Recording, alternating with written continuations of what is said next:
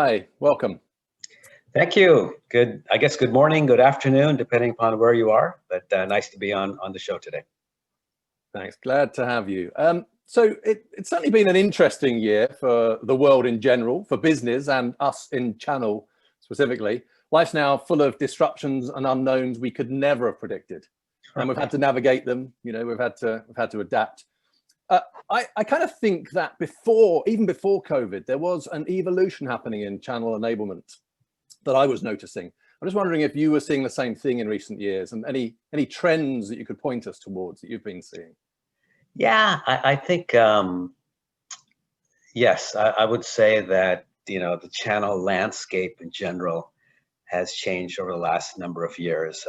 As we all know, right, we are transitioning to a cloud-based world, a software as a service world, everything as a service world, device as a service world, everything like that. And certainly that then has a direct impact on how enablement takes place and when it takes place and things like that. So certainly the roles of our channel ecosystem has changed, and how we enable them has changed also. And we can get into more details here soon too. Yeah, I absolutely agree. And almost regardless of the product type, we're just seeing a bigger spotlight on the importance of channel enablement, I think for two main reasons that I've seen in the last few years. One is scale and the other is speed. So we've simply got a lot more people that need training, more complicated routes to market and channel layers. And then in parallel, we seem to be bringing products to market ever more quickly. So that speed of go-to-market velocity, Yes. And what we're seeing at TIDWIT, which we think is going to solve for these challenges, is we're trying to move away from those traditional monolithic vendor portal approaches, so that when you're asking channel staff to log into a portal somewhere, it's just a bit too much friction, and in that process we're seeing single sign-on issues and limited metrics visibility. So you're never going to get big numbers of channel partners to visit. So I think what we all need to be looking at is the way that we can scale this thing. What technologies can we bring to bear so that we can get to a lot of people at speed as we become more global. So I guess I think most people are going to say that channel enablement is in the spotlight now. It's a hot topic right now. What we're seeing across different organizations, though, is different ways of defining what it means in enablement terms. So what does that look like in your world? You've got a pretty interesting perspective, I suspect.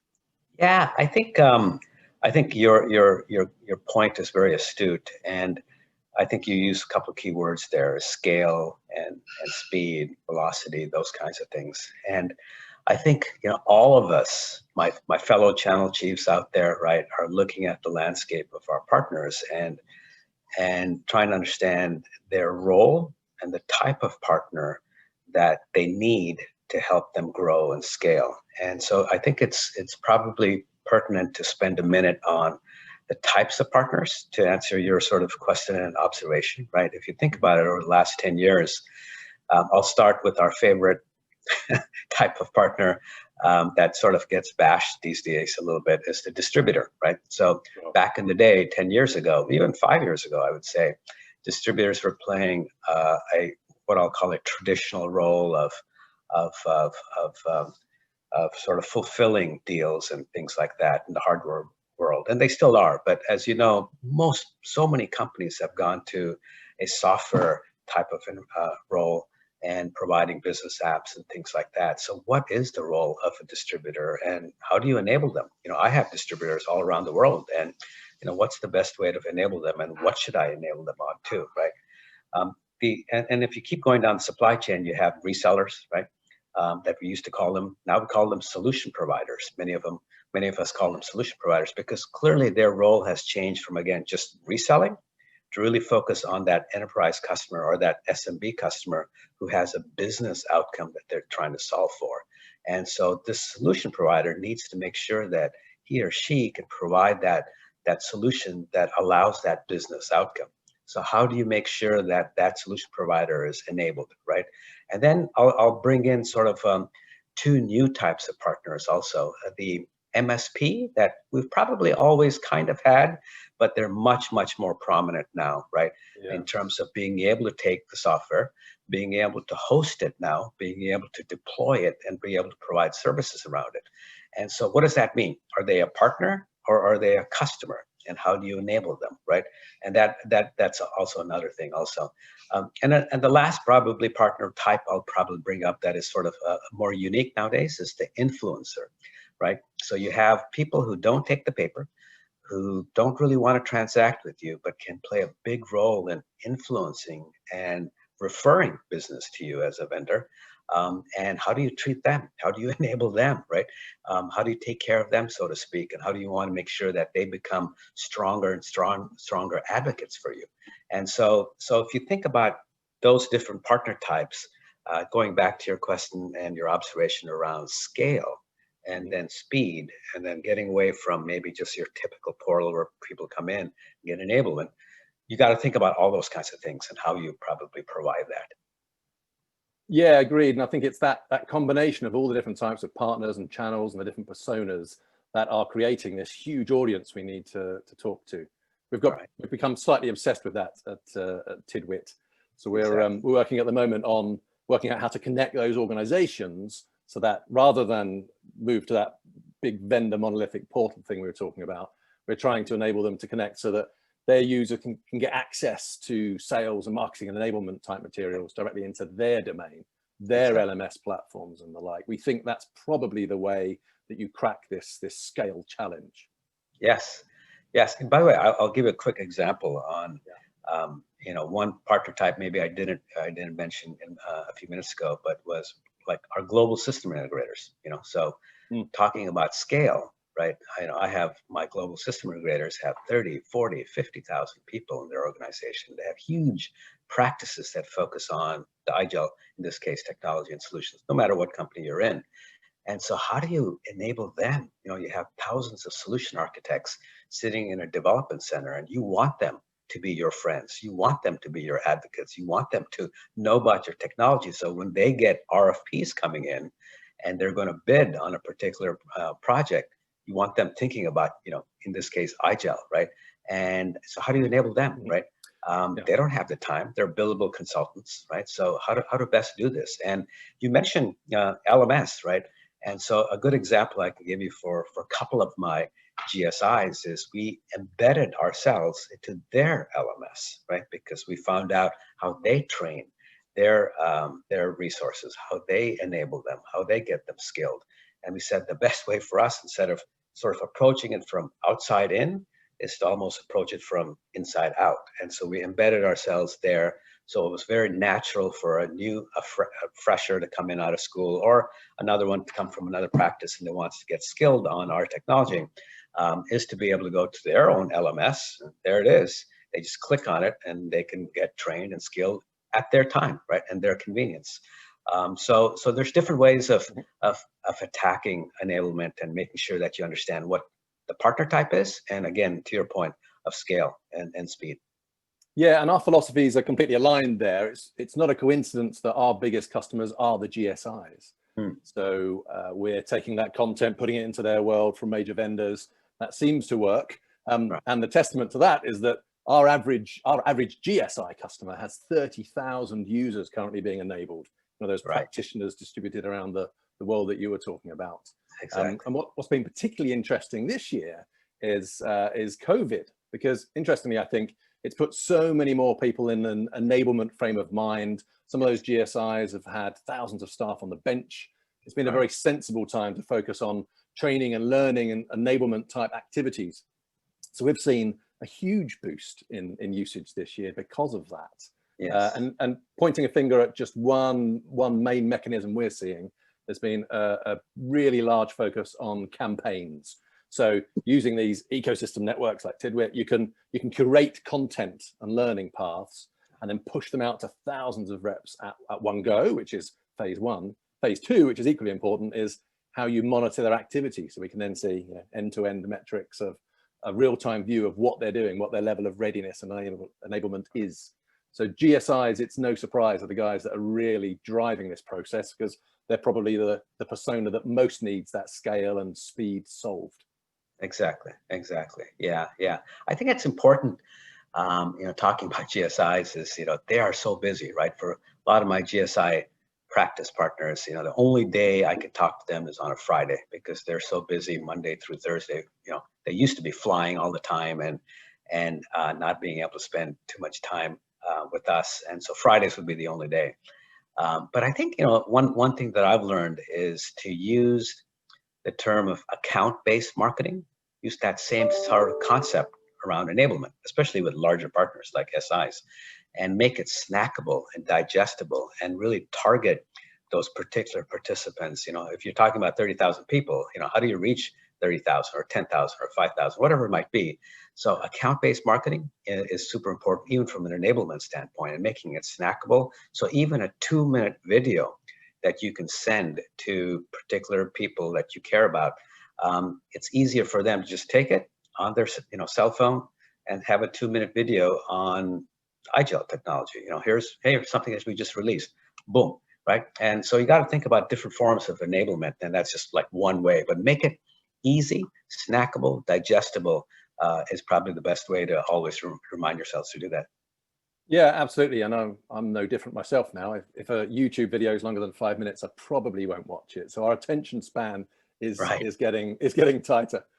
Yeah, I'm not immune at all. And I suppose GSIs, they're so big that it's worth the effort of account-based marketing, because that account is huge. And I know a lot of people are fearful of account-based marketing because it can get complicated. But it's an 80-20 rule, and pick your top 20% and focus on them first, and then you can cascade over time. So I'm interested, you and I clearly have got pretty much the same philosophy on how we're going to push this channel enablement movement forwards. What are the biggest headwinds that you're flying into that are getting in the way of you and I creating Nirvana? What are you seeing in the market?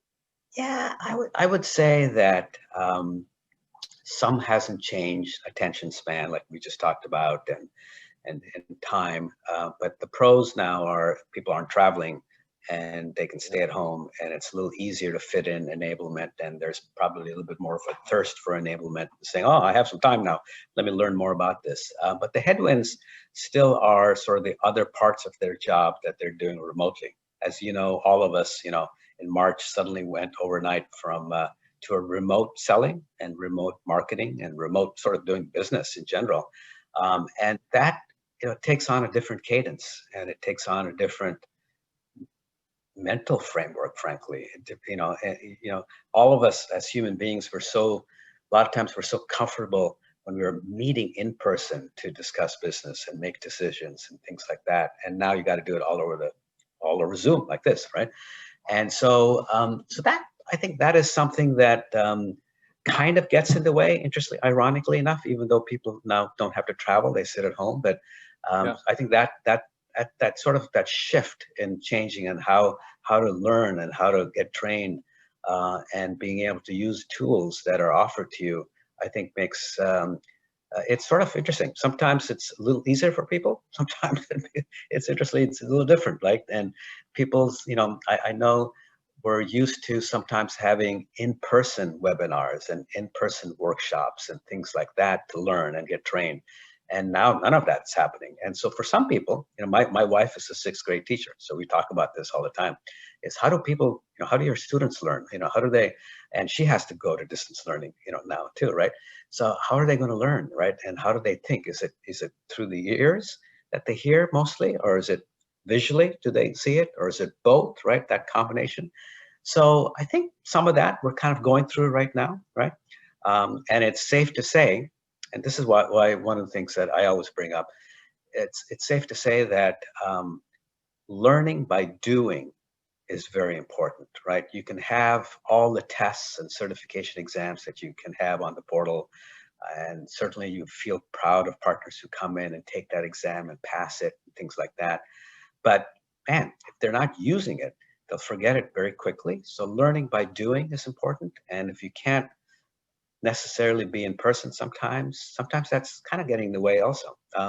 But anyway, there's a number of things that I'll kind of pause there and let you keep going. But there's a number of things that we got to continue to understand in this new environment, and then make sure that we tailor our enablement efforts around it, especially when it comes around to remote selling and remote marketing. It's very different now. Yeah, I've certainly felt that this year. I'm trying to learn how to create relationships digitally. It's okay if I had some partners from last year that I already knew and had met around the world. Now Right. there's people joining my world for whatever reason, customers, partners, who I've only met through my 13-inch screen. So it's certainly a different environment. I'm not entirely sure whether you need to spend more time in order to generate a relationship or less, or there's some other way to do it. But I think we're learning as we go. Right. So certainly from what you're saying, it's all about simplicity anyway. Yeah, from a UX it needs to perspective. be simple, it needs to be digestible, it needs to be pertinent, it needs to be aligned to their business model, right? And that's one of the benefits that I think I've seen, is that it's a little easier, frankly, now to make sure that we understand our partner's business model too. We don't take it for granted, frankly, right? We always think about our roadmap and our value proposition, what we can offer, but it's so important to sit across the table from a partner on a Zoom call and understand, what's their go-to-market model. Are they focused on SMB customers or enterprise customers, right? Are they focused on this particular industry or this particular industry, right? Do they have X number of salespeople and X number of pre-sales people, and who's important to them? Do they have a marketing person? Yes or no? So these are the kinds of things that you need to understand of the nature of the partner, and then that allows you to be able to tailor their enablement efforts in a much more aligned manner. We're right now in the throes of going through business plans for about, I would say, 60 strategic partners for us, right? Between now and the end of December.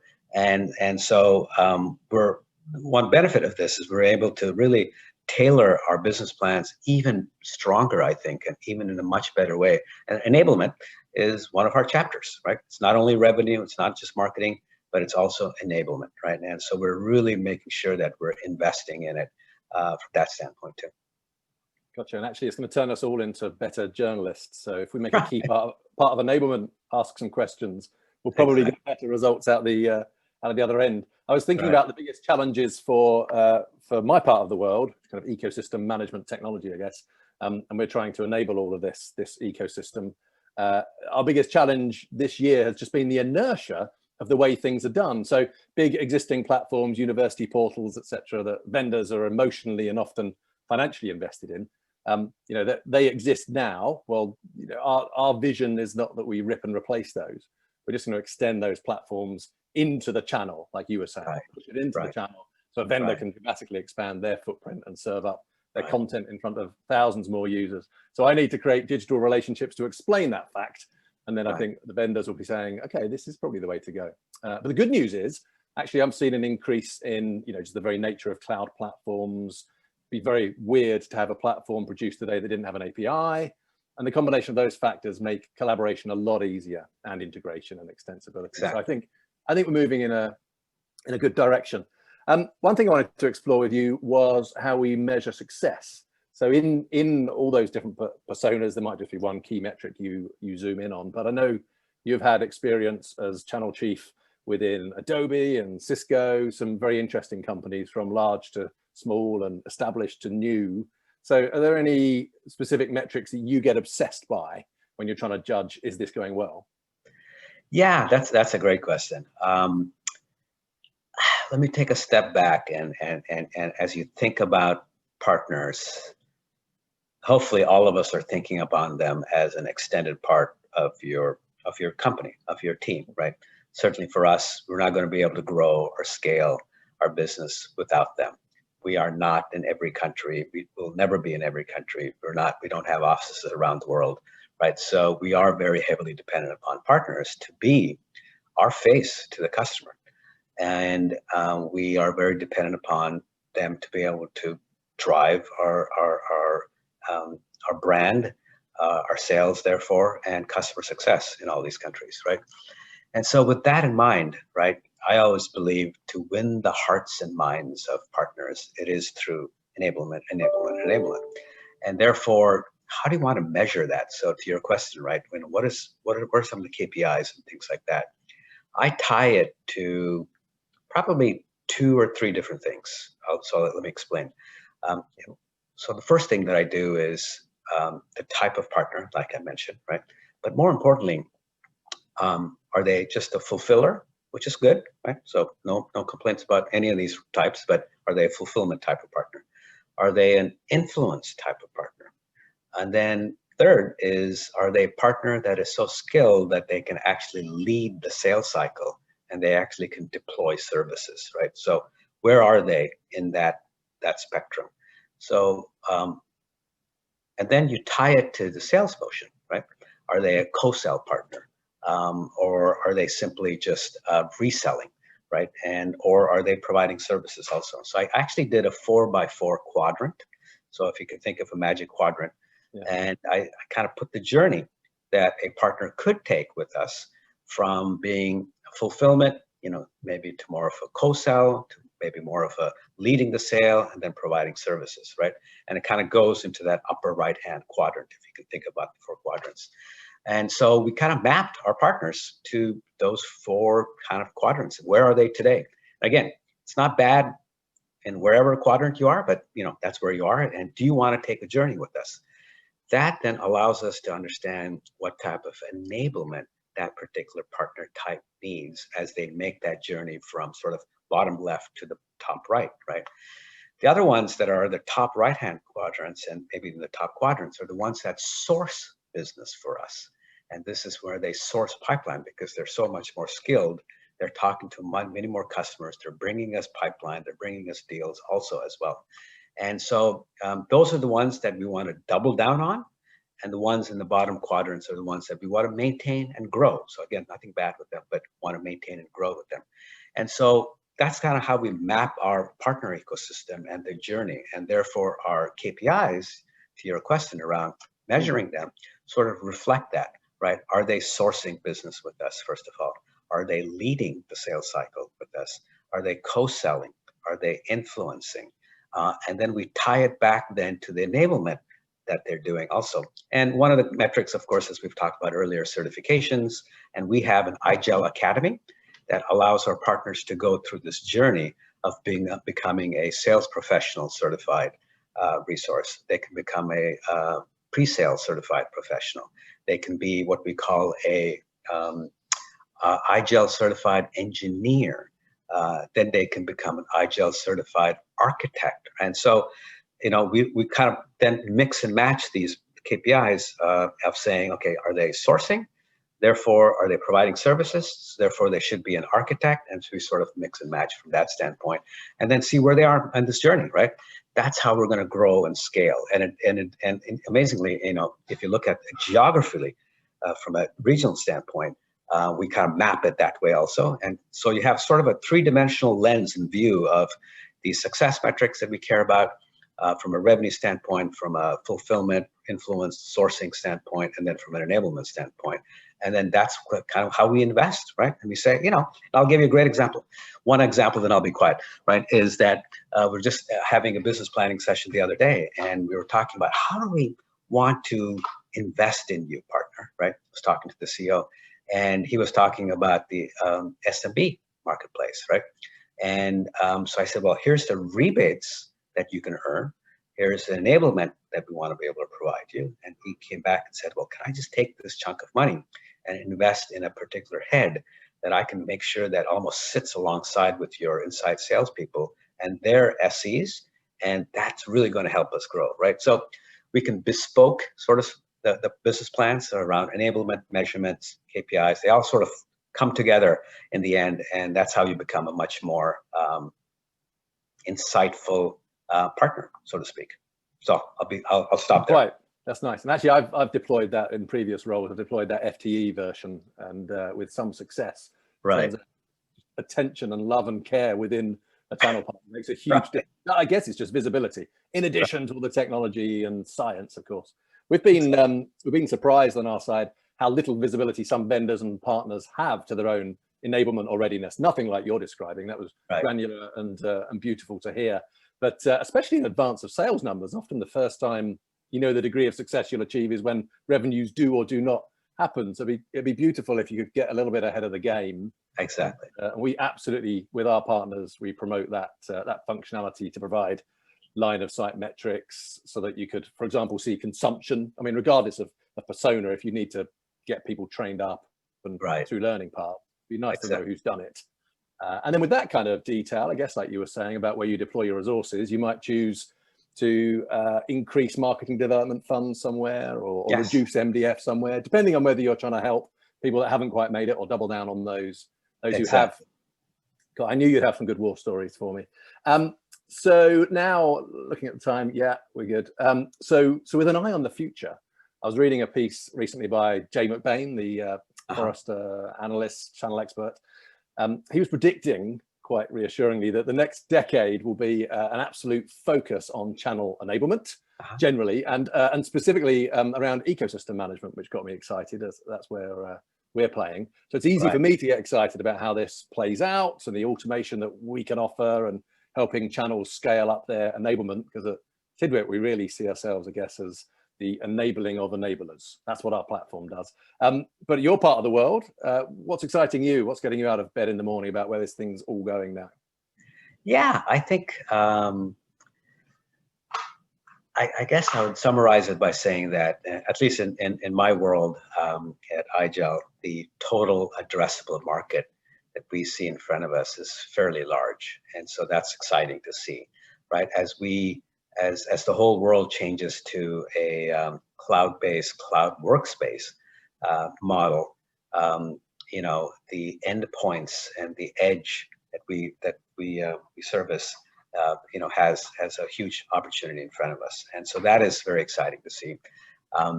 In this pandemic, it's becoming even more clear where everybody's working at home with all these devices and laptops and things like that, endpoints that need to be compliant, need to be secure, they need to be easy to do business with, and it's just sort of transparent kind of where you're working. So the market is big. Our partners see that opportunity. They're very excited also. They're very loyal. We want to keep them loyal. You know, we want to keep winning their minds and hearts. I think there's a big opportunity in front of us to make sure that we continue to skill them up, train them, make it profitable for them, make it consistently profitable for them, so it's very predictable. And if you do that, you know, all of us run a P&L. They run a P&L too, top line and bottom line. And if we can do that, I think we can go lockstep and continue to acquire new customers, grow, scale, increase wallet share in existing customers, right? That's what we all care about also. And by the way, just another personal thing from IGEL, we're moving to a subscription-based type of model, maybe about 12 to 18 months out.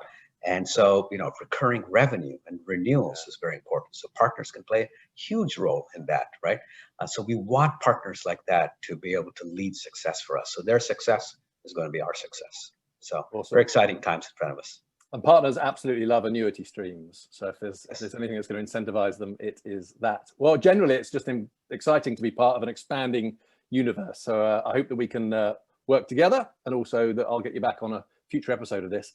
Great. So that was it. Thank you for your insight, some amazing stories and nuggets for us there. I'm assuming somewhere in the digital ether, Dan is still floating around. I am here, and great conversation.